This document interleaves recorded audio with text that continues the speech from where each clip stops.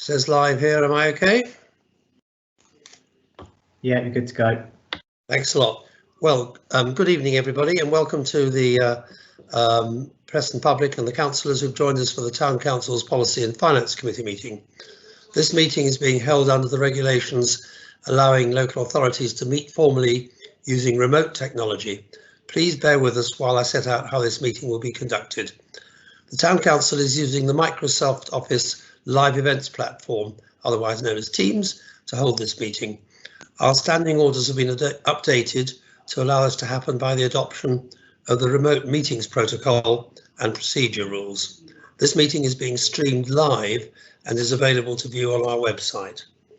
It's very important for everyone participating in this meeting to switch all mobile devices to silent or to aeroplane mode for the duration of the meeting. It's also important that you keep your microphones on mute using the toolbar on your screen when you're not speaking to reduce disruption from background noise. At the commencement of the meeting, the Town Clerk will ensure that those members and officers required for this meeting are present by calling a register and asking each to confirm that they are present. Throughout the meeting, councillors should have the chat window open, as this will enable you to indicate when you wish to speak or have to leave the meeting. It's important that you can see this window, as this is the mechanism that will be used to monitor participation throughout the meeting. The Town Clerk or Assistant Town Clerk may prompt me if there are questions or statements from members that are outstanding or that I haven't spotted. When your name is called, you will need to unmute your microphone using the toolbar on your screen and wait for the word live and the red line to appear around your screen, and then please ensure that you speak clearly. Most decisions will be made by the general assent of those present. However, if a vote is required, each councillor's name will be read out in alphabetical order and you'll be asked to state whether you're for, against or abstaining. If at any time the Town Council's technology fails and we need to adjourn the meeting for a short period, I will confirm this and ask all those present to turn their cameras off and mute their microphones whilst the problem is rectified. I will then confirm when the meeting resumes. We can only monitor our technology and cannot halt the meeting if a member of the press or public experiences technology issues. I will now ask the Town Clerk to carry out a roll call of all councillors and officers and ask you to confirm that you are present. Thank you. So over to you, Peter, Town Clerk, starting with councillors and moving on to officers. Thank you, Chair. I'm just going to do the members. Councillor Chase. Present. Councillor Long. Present. Councillor Rhodes. Present. Councillor Tandy. Present. And Councillor Dr. Walsh. Present.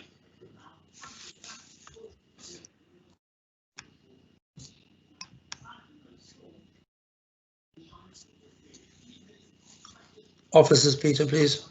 I'm not. It's just to be honest, through you, Chair, I wasn't going to do them, so there's no need to do them. Yeah, I've got others here, but you don't need them. Okay, fine. Thank you very much. Okay, we'll then move on straight onto the agenda. Again, I remind their members to switch their mobile phones to silent or aeroplane mode for the duration of the meeting. Apologies, please. Thank you, Chair. I've had apologies from Councillors Blanchard, Cooper and North East, and Councillor Tandy is substituting for Councillor North East. Thanks very much indeed. Then can I move on to declarations of interest? The standing declarations are noted. Members and officers are reminded to make any other declarations either now or if they become apparent at the appropriate time during the meeting. Are there any further declarations at this point? Nope. Okay, we'll then move on to item 4, the minutes. If you turn to pages 4 to 14 in your agenda, you will find the minutes from the meetings on the 9th of March and the 12th of May. If everybody is happy with the minutes, they will be approved now, but arrangements will be made for them to be signed at a later date and will be reflected in the minutes of this meeting. Can I ask, is everybody happy with both sets of minutes? Yes. I take that as general assent. Yes. Thank you. That's approved. I will sign those when I'm next able physically to do that. We then move on to item 5, which is my report and the town clerk. If there are any urgent items, are there any? There are none, Chair. Thanks very much indeed. We then move on to item 6, the public forum. In accordance with the remote meetings protocol, which has been introduced by the Town Council, any members of the public wishing to address the Council or any of its committees during this period of remote meetings should have emailed their submission to us one clear day, 24 hours before the meeting. I will ask the Town Clerk to advise if there are any. Are there any? There are none, Chair. Thanks very much indeed. I then move on to item 7, which is the beginning of the substantive items. So if you'd please turn to page 15 in your agenda papers before I hand over to the Town Clerk to take us through these reports. Can I again remind members to have the chat window open, as this will enable you to indicate that you wish to speak and then wait for the word live on the left-hand side of the taskbar and the red line to appear around your screen before speaking. So 7.1, please, Peter, Town Clerk. Thank you, Chair. This is the third pit stop for this report, which is now growing and is part of a series of reports through the service committees, which will end up at Council next week, covering the whole impact of COVID to date upon the Town Council services and finances. The Property and Personnel and Community Resources Committee have already considered the elements that affect them, and I'll come back to those in a moment. But there are some factors that fall under the remit of this committee solely. If I'd just like to pick up on a couple of them, Chair, and mainly because I've got a couple of additional points.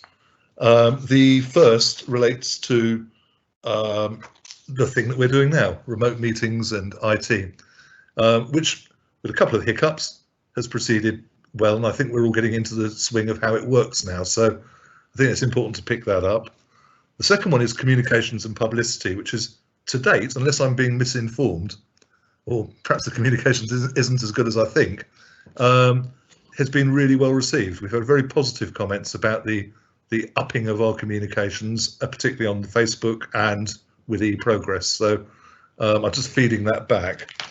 Linked to that is the Progress newsletter, which was, I think for a better word, was cancelled in the spring-summer edition. So the officers in the editorial board are meeting, I think it's next week, to start looking at the autumn edition. There is an issue that's sitting there, which is the contract that we have for the printers, which is due to expire after the autumn edition or publication. It would have been at the summer, but because they didn't do one in the summer, they're now going to do the autumn one instead. I would like to propose to the committee that you delegate to me, after consultation with the editorial board next week, and in consultation with the chair, the authority to extend that contract by a couple of additions to take us through to summer next year.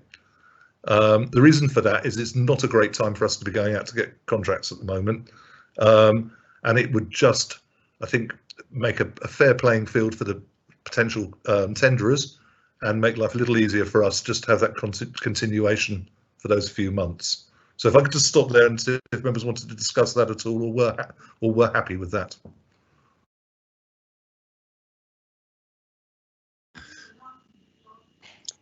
Thank you very much, Peter, for that. Can I first of all deal with that specific one, because that's additional to the report? It is. I'll come back on a couple of other points, Chair.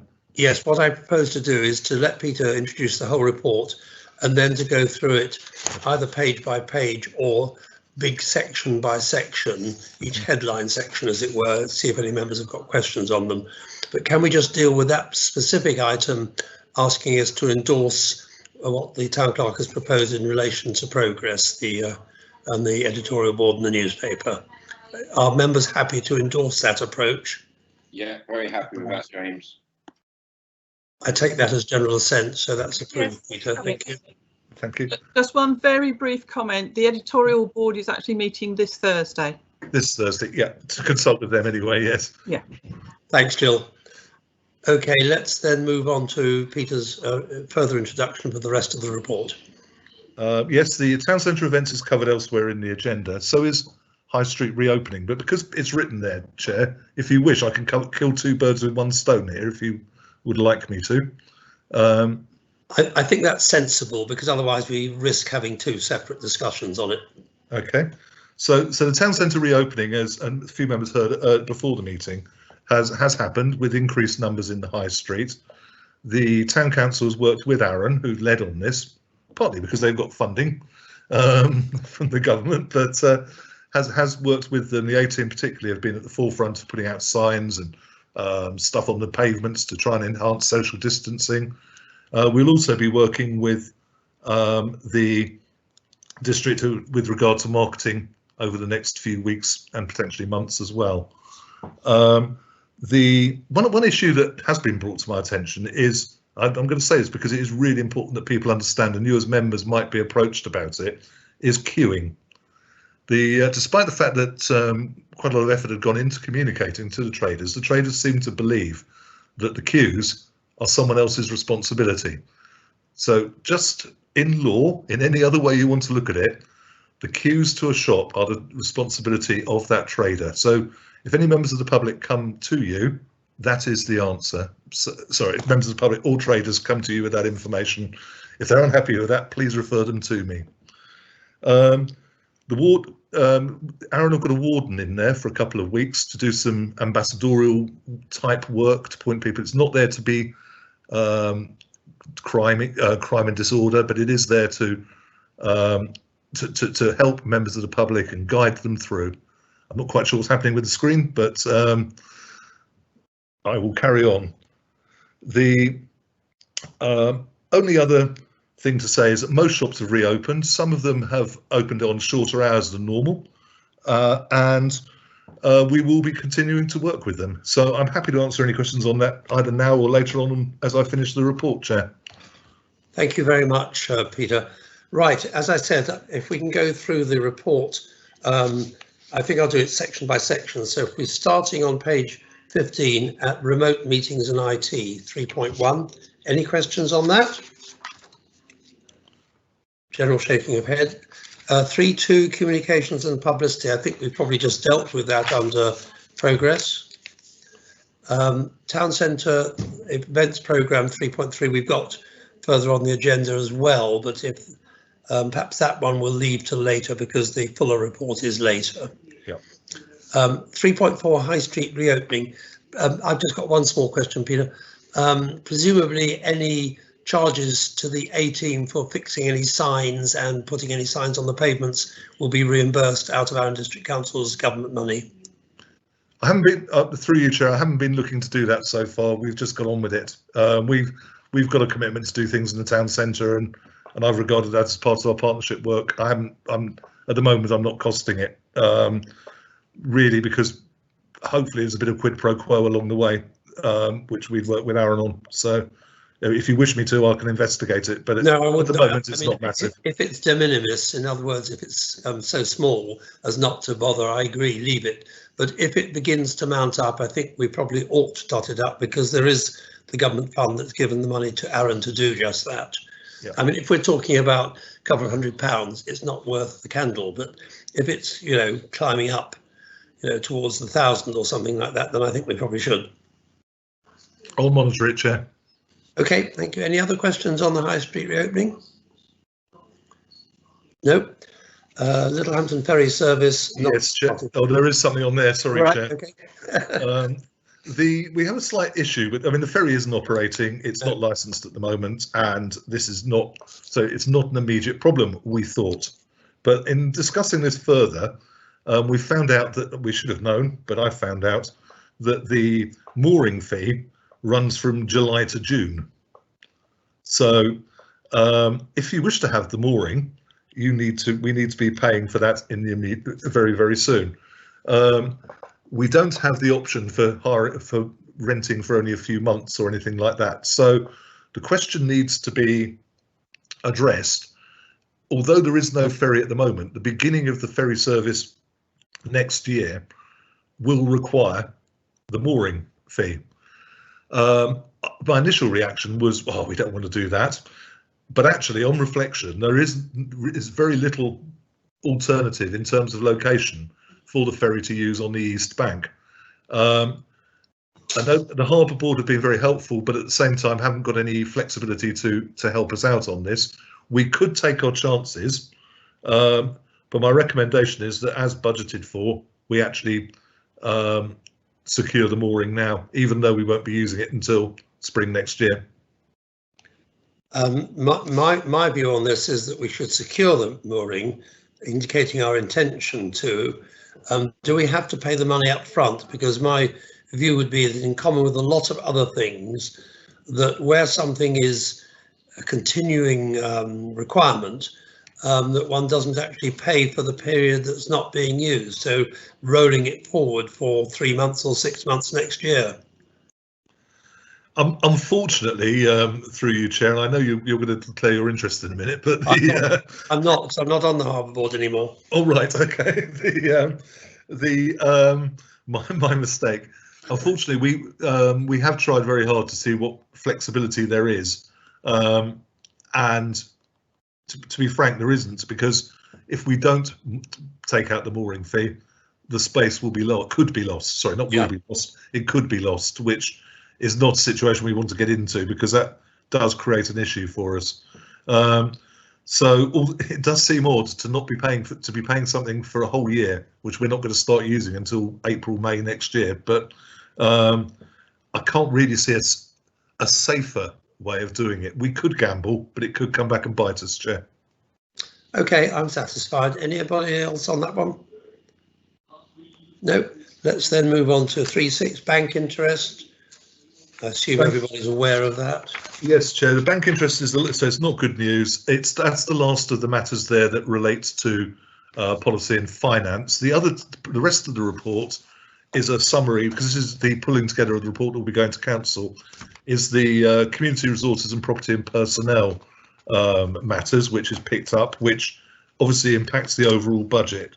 And if I could refer members to page 29. Of the papers, there is a financial summary there which shows the good and the bad. Neither of it's good in one sense, but from that you will see that there is £49,000 worth of expenditure that we're not spending, and there is £61,000 of income that we're not receiving. So at the moment, if you take the two, there's a £12,000 or in that region. Is a manageable sum. But obviously that's not doing events, and that is, and that is money we're not getting in. So I really flagged that up to you, and I flag it up to council next week. It is manageable at the moment, but is something that members will need to keep a close eye on. If anybody's watching me, I'm not doing gymnastics. I just dropped my pen and it fell into the sofa. I'm back. Teach me to fiddle with it.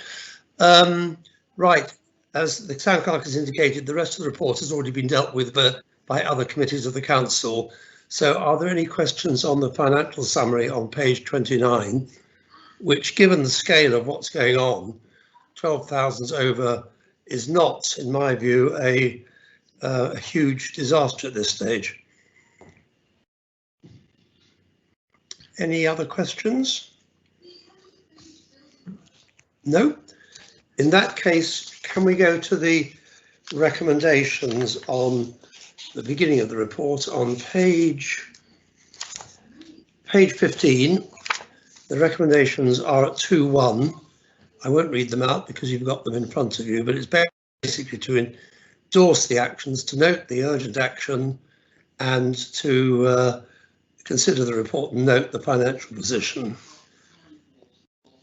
Are members happy to endorse those recommendations 1 to 6 on page 15? Sorry to interrupt, Chair. Councillor Long has a question to ask. Certainly. Councillor Jill Long. Thank you. Thank you, Chair. It was just regarding some of the premises, whether we were able to or qualified on that basis to receive any of the central government funding for the recreation and leisure premises? Peter, would you like to answer that one? Thank you. We've benefited on the council tax on business rates front, but I think the answer is no. But the fact you've raised it, Councillor Long, means I'm going to go and double check it tomorrow. But I think my memory is awash with so many announcements and stuff that I don't want to give you the wrong answer, so I will double check it. I'd appreciate that. And thank you. I would appreciate that.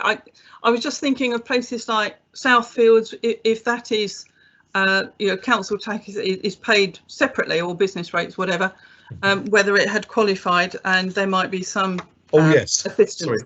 Sorry, yes, we have got some benefits on the business rates. Sorry, I thought you might be talking about some other scheme that the government had out there for leisure and recreation and stuff, which I wasn't aware of. But on the council tax front, yes, we have benefited from that. I believe. I will come back to members. I'll do you an email tomorrow. Thank you. Thank you very much. I don't think I've got anybody else wanting to speak on this. So if I can take you back to the recommendations on page 15, is the committee happy to accept those recommendations 1 to 6? I'll take that by general assent. I see 5 people nodding. That's 4 people nodding. I can't count, and myself. That's approved then. Thank you very much, everybody.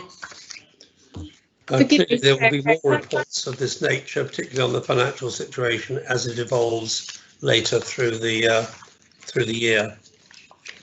Forgive me, Chair, could I just interrupt before you move on to the next item? Is it possible you could turn off the screen sharing option as it's being displayed through the webcast at the moment?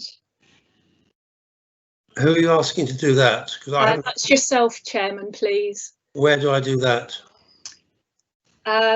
There's a box with an arrow on the toolbar on the screen. Yes. If you click that, it should give you an option to stop sharing. Lovely. Thank you very much, Chair. OK, that's a new one on me. Thank you. I learn something every time. Right, we move on to item 7.2. Littlehampton Health Services update, and the Town Clerk is going to introduce us into that one. Just to say that this afternoon was circulated by the Assistant Town Clerk a fuller version of the letter back from the Secretary of State's Department. Peter, over to you. Yeah, thank you, Chair. Bit of a deja vu moment with this report, but the decision by the County Council not to proceed with the One Public Estate scheme is a bit of well, to put it mildly, is a total blow, not because it's the County Council's fault necessarily. I'm not trying to apportion blame in any shape or form here, but yet again, there is no progress with improving the health facilities in the town, and all the deadlines and all the issues that were raised previously remain with no solution. In fact, one of the only solutions being put forward having fallen by the wayside. I don't propose to go through all of the ailments affecting the health service in Littlehampton, but I think it is important, unless members disagree, that we go back to Nick Gibb and to the Secretary of State for Health, pointing out, apart from anything else, that one of the main thrusts of their response to allay our fears last time round has actually fallen by the wayside now, and as far as I'm aware, no other initiatives are in play. So on top of which, we've had no meetings of any group whatsoever to hear any of this, and we've only heard this information through the back door. So I've got nothing else to say other than to recommend that we write, as I've stated in the report, Chair. Well, Peter, thank you very much for that. And in case anybody missed it, the correspondence that's actually listed and supplied is 2019. So it's a year ago. And frankly, a lot of it was misinformation then. There's reference in it to the regular meetings that the CCG have with various bodies. Well, those regular meetings have never been regular. They've been utterly sporadic. And of course, the personnel in them changed virtually every meeting, with lots of us having to explain at every meeting the history of 14 or 15 years of neglect upon neglect of the medical services in Littlehampton.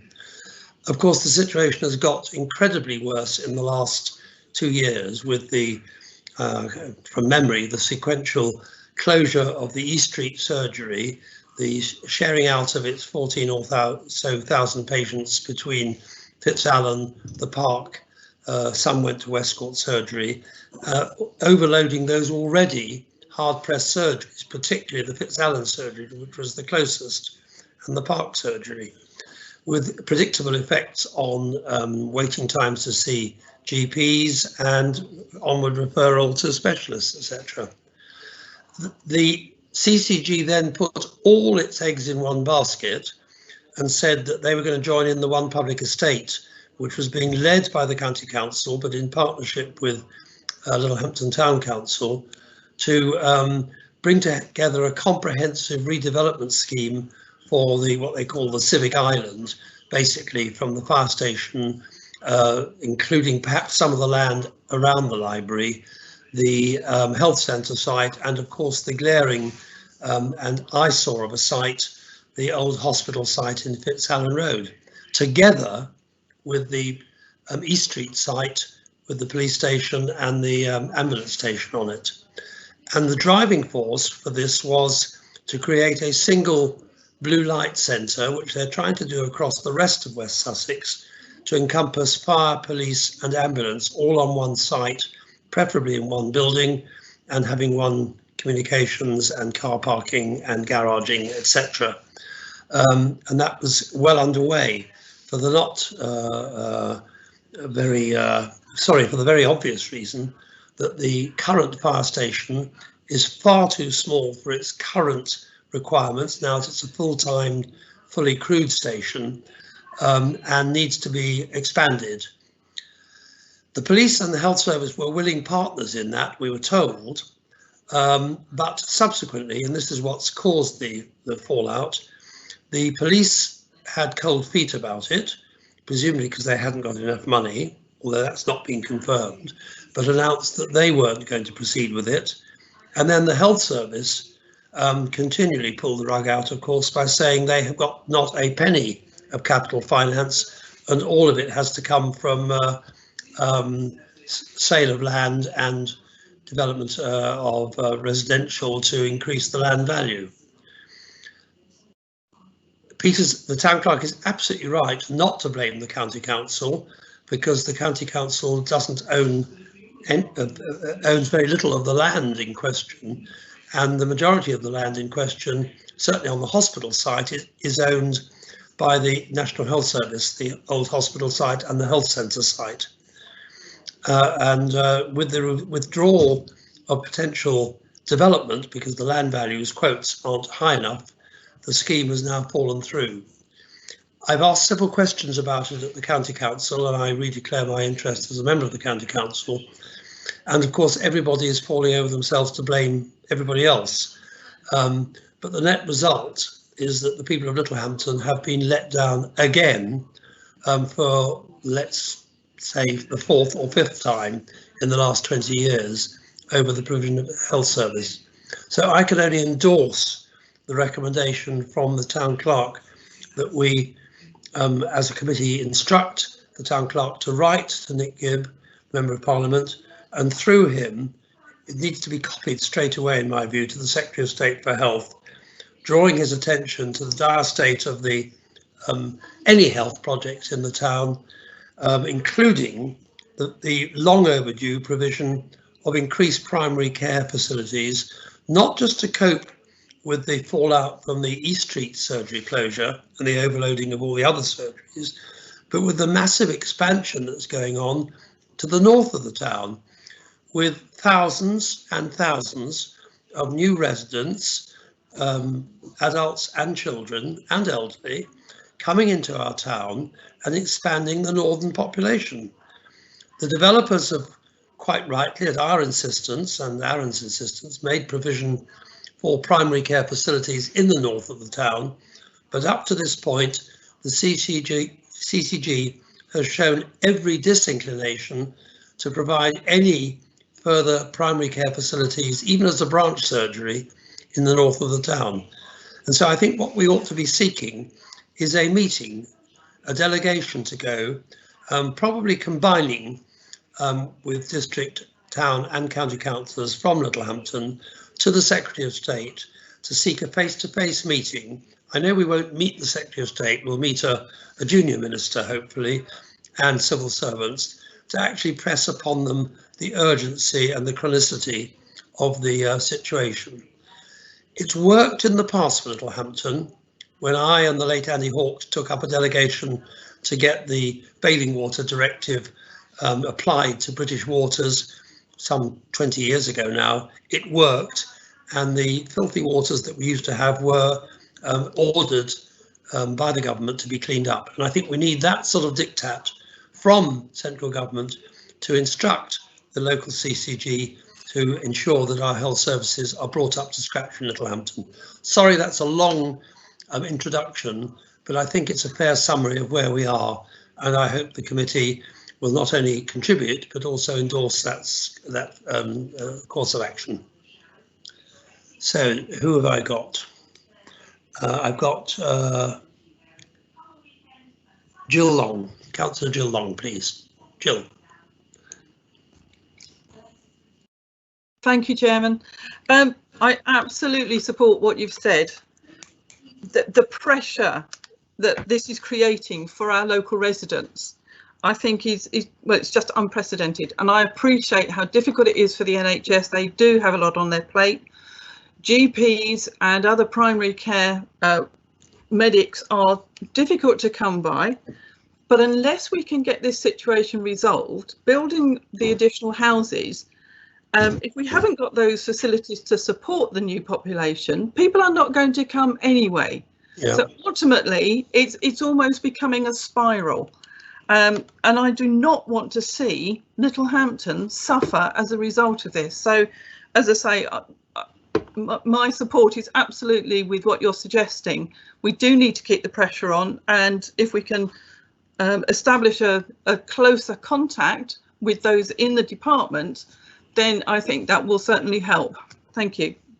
Thanks, Jill. Have I got anybody else wishing to speak at the moment? Nobody on the screen. Anybody else want to speak? Wave your hand. Councillor Tandy. Councillor Freddie Tandy, yep. Thank you, Chair. I equally endorse, as Jill did, what you've said, and I was particularly pleased that you picked up on the point about the north of the town, because I think for those of us who have I've sat through it for 5 years, we've always heard what appeared to be a false dichotomy of you can have something in the town centre or you can have something up north of the town, not both. When the reality is, as you rightly outlined, the East Street closure has necessitated a replacement in town. But equally, the ongoing expansion north of the town means that something is desperately needed up there. Particularly, and I think it's very easy for the NHS to say at the moment, oh, it's not big enough. But for anyone who walks up there, and if you take the public footpath to Poling, for example, you can see just how much land there is left to be developed, that there is still about just under 1,000 houses to go. And already there are residents up there who, when you ask them, where have you managed to get onto a doctor's, they will say things like Bognor or Worthing or Yapton. And the idea that we haven't got enough now to cope, in 5-10 years time, when it is built out, it will be even worse. So I would fully endorse what you suggested, Chair. Thanks very much, Freddie. Any more contributions at the moment? No. I forgot one small thing, very important though. Of course, alongside the primary care facilities that we are quite rightly concentrating on, there is also the long overdue replacement for Pepperville House, the mental health services, which are it's sited in an entirely unsuitable old building, which by the health services own admission is past its sell-by date by about 3 or 4 years, and that needs to be relocated into either the town centre or to the north of the town, but anywhere would be better than its current premises. So to add to the list, there's Pepperville House as well. So are we happy then as a committee to endorse the recommendation on page 32 that we write to this through the local MP to the Secretary of State drawing the attention and seeking not just an intervention, but actually seeking that they will accept a delegation from the town district comprised of a representative sample of county, district and town councillors from Littlehampton. Is that agreeable? Absolutely. That's got universal assent. That's fantastic. That's great.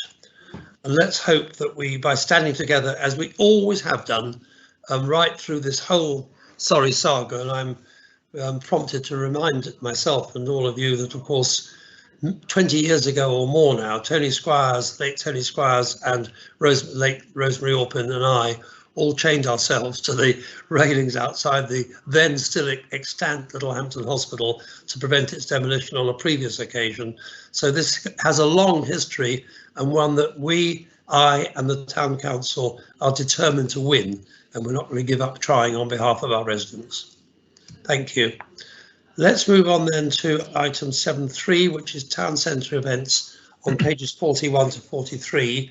And again, I'll ask the town clerk, Peter Herbert, to take us into that one. Thank you, Chair. I mean, I'm hoping the report in itself is pretty self-explanatory. We had hoped, obviously, to be rolling out events in the town centre by now, but I don't want to keep using the words, but something came along and stopped us in our tracks on that. So so we are limited as to what we can do in the very near future. We certainly can't do things which would generate it to gather large crowds around them. We can focus on some small background stuff. We can focus on marketing, but we don't really want to throw the money away because this is a very significant opportunity to launch something. So what I've brought to you is a three-stage strategy or approach to moving this forward. The first being to do what we can for the next few months. The second to be from Christmas to with the public realm works being ongoing, which is an important phase that we need to try and keep people coming to the town, not losing them at that point. But then working towards what this is really all about is the major attraction which brings people in and is renewable in future years and really has that impact. The first two, I'm seeking delegated approval in consultation with the chair to sort of progress those bits and pieces as we go along. If it fits with the committee, I'll bring it to committee, but if it doesn't, that's why I'm seeking delegated authority. And at the same time, I can instruct my colleagues to carry on working up the major stuff, the major impact, the major element of this, to bring that back to committee in due course. There is another player in this who I do need to have. The reason I brought this now, because it doesn't say an awful lot, to be honest, is I do think it's important that we have actually done something and we have got a strategic approach, because we do need Arran as well to sign up to the same thing, because they are 50% shareholder as such. So I'm hoping that by at least putting this in place, we've got the structure to move forward. Happy to answer any questions, Chair. Thanks, Peter, very much for that. Any questions from members of the committee? I've just got one comment in that case, and I'm particularly pleased to see the reference in paragraph 3.1 to the Arran Inspires project, developing the arts and cultural offer for children and young people across Arran. I realise that, but we want to make sure that we get our fair share of that in Littlehampton. And I think with our existing local arts scene in Littlehampton, of which Stacey Mendes-Quinn is obviously a leading light, that we can actually build on that and synergise and actually bring added value into the town through that. So I welcome that. Any other comments? If not, are we then happy to approve the recommendation on page 41 for the three-phase strategy to be rolled out, bringing a further report to the committee in the autumn? We're all happy with that? Please do, Chairman. Yes, fully support that. That's general assent. That's agreed, Peter. Thanks very much indeed. We then move on to item 7.4, the community wardens. And again, Town Clerk Peter Herbert is going to introduce this one. Thank you, Chair. I apologise for not having a written report, but this is developing around me. So therefore it would have been too late for me to write a paper on it. But the members are aware of the initiative. We've put 2 years of funding in and hoping to have that matched from Aaron for community wardens, principally to look at 2 areas. One, antisocial behaviour and minor criminal elements, and liaison with the police, and the second area, community in its wider sense, so betterment for the community and linkages in that front. I've had a really good meeting with Aaron's community safety team, and who've been doing some good work now behind the scenes. And although it seems that we've perhaps struggled to get past go, that's slightly because priorities were elsewhere, partly over there and partly here as well. But what we've ended up with is a scenario whereby we were really concerned that if we were not careful, we were going to be putting a lot of money into a behind the scenes person managing this team. And it really didn't strike me or anybody else as the best way to get this to move forward. So where we've ended up at the moment is a scenario whereby our money is likely, I don't think the decision's been taken yet, but to be matched by the Aaron Safer Aaron partnership. And Aaron are also looking, hopefully, I'm hoping I'm not catching their leader on the hop here, small amounts of money into cover things like uniforms, IT, and bits and pieces like that. To get around the officer time being completely wiping out a lot of the budget, the proposal is to have a senior warden and 2 junior or 2 normal community wardens, which obviously cranks up the price a bit. So being that this is a pilot scheme, this is not, the reason I'm talking to you about in this way is this is not in tablets of stone yet, and I'll come to that in a moment, is potentially we'd be looking at nearer 18 months than 24 months for this pilot scheme to run. Now, I think that's really worthwhile. I think that's the best way of getting it out, because we're not looking to run this scheme afterwards. What we're hoping to do is learn the lessons from this, team up with other places and move on in that way. So the position I'm at is I wanted to bring you something, and that's the position we're at this moment. We're still in those discussions, but I would ask members is I will keep reporting to committee, obviously, but I'd like you to give me some degree of delegation. I'm sorry, it sounds a bit of a running theme here, but some degree of delegation in consultation with the chair, and I would suggest the vice chair as well, just in case the chair ends up being double-hatted and having an issue with it. So I'd say the chair and vice chair, just to progress and move this forward. It's unlikely we're going to have the community wardens before the beginning of next year anyway, but we do need to make small decisions as we go along. So really what I'm after is, are members broadly happy with the direction of travel, and are you happy with that delegation? Questions from members? I'm happy, and I'm happy with this suggestion of the vice chair as well.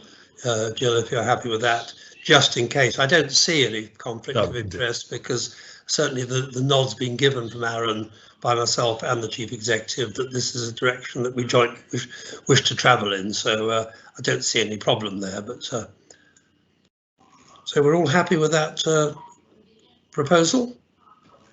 Thank you very much indeed. That again has got general assent. And Peter, I think we need to be careful about, if you say they're not going to be introduced until the new year of course is exactly when the public realm works start, all being well, in the high street. So we could have a situation which may well be very helpful, that we need more the community wardens because of the disruption and the need to keep traders happy and the flow of footfall into our shops in the high street. I'll bear that in mind, Chair. Thanks very much indeed. Okay, item 7.5 is the town centre reopening, which I think Peter actually gave us in the first part of the meeting. Everybody happy with what happened then? I don't think we need a further update. We've talked about that. Okay, so we'll move on to item 7.6, the annual town meeting and merit awards, which are sadly a bit of a non-event. So I'm going to ask the town clerk to tell us about our non-event. What I've tried to do here, Chair, is to come up with a bit of to at least, it's a small compromise, is to try and bring forward next year's annual town meeting by a couple of months in effect, or a few weeks anyway, 6 weeks or so. and try and hold it as early as legally we can in March, social distancing, etc., permitting. But and then to align with that the Town Merit Awards, because I think that's the best place for them to sit. So this will be a decision for council, because obviously they have agreed the time slot. But I thought it was important to bring it here first and get a recommendation from this committee. I strongly back that. I think the winter time is always a good time to sit down and take stock and to consider merit awards and such like. Most of the activities and work, not all, but most of it happens during the warmer months. I'm not saying we don't do anything during the winter, but it's a time more for reflection, etc. So I think that's sensible. Plus also next year, bringing forward the town meeting to March. If we can manage to get it before County Council and other election purdah starts, that would also be very helpful, because it often inhibits events in a election cycle year that councillors are effectively muzzled at town meetings because of the purdah regulations. So if members are happy, any questions on that? Looks like you've got general assent to that one, Yeah, Peter. thank you, Chair. Well. I hadn't picked up on the purdah one. I'm sure we can go very early in March, which will avoid that. Fine. So are we happy to make those recommendations as on page 44 to Town Council? General assent for that. That's fine. That's wonderful. And then we move on to the final item on the agenda, which is the finance report. And I'm going to paragraph 8.1 ask the town clerk to introduce that as well. Peter. Thank you, Chair. There's not really much to add here. I mean, there's a lot of information I'm happy to answer questions on. Obviously, the main theme has already been covered with the COVID report. So I'm happy to answer any questions. Otherwise, the report's for noting, Chair. Thank you very much indeed, Peter. Any questions of members of the committee on the financial report? Can I actually pay tribute to Laura and Peter and everybody who's doing all this remotely and virtually for keeping on top of it all. It's never easy to do it, but it's happening, and thank them for the report. Thank you, Chair. I'll pass that on. Thank you. Any questions or observations on the report? All I can say is it looks a lot healthier than the £73 million deficit. £73 million deficit the County Council is looking towards facing at the moment, and the up to £3 million deficit that the District Council is likely to be facing if this COVID emergency goes on.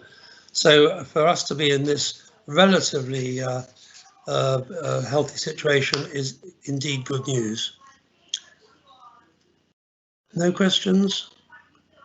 Nope. So we're just asked to note that report. I assume we're happy to note it. General assent to that, which I think then brings us to the end of the meeting. My last page, I don't think there's anything else. There is no exempt business at item 9. So that therefore does bring us to the end of the meeting, and I formally close the meeting at 19 minutes past 7. And thank you all for your attendance. And could I ask Kieran or whoever is doing so to turn off the live feed?